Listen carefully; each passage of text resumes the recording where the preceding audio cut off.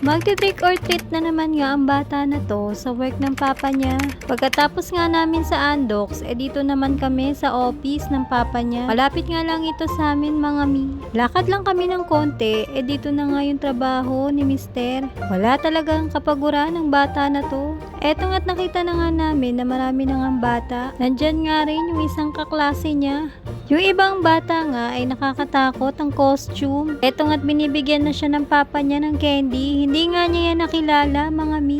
Una nga't natakot siya pero nung sinabi kong papa niya yan ay nanahimik na nga. Ayan na nga't marami na nga mga bata sa loob ang nagpaparegister. Dito nga ako natuwa sa bata na to. Sobrang effort talaga ng magulang nito. Ewan ko na lang talaga kung hindi ka manalo sa pa-contest na to.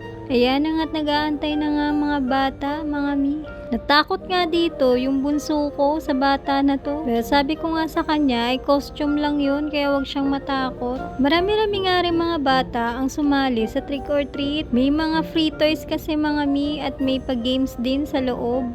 Eto na nga't pumasok na nga kami sa loob. One chance naman pa na gano'n sa iyo. Gusto ko yung malong yan, manag ko ng or may lapit ka nun. Baliktad yan. Gusto ko mo.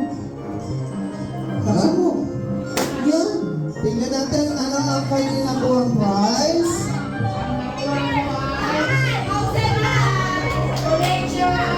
Wow!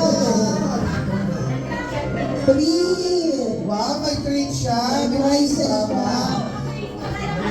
Oh my God! Ito na si Kuya Grupi. Eto na nga ang mga nakuhang candy ni Bunso. Bukod pa yung nakuha niya dun sa Andox kanina. Yun lang mga mi. Thank you for watching. Bye!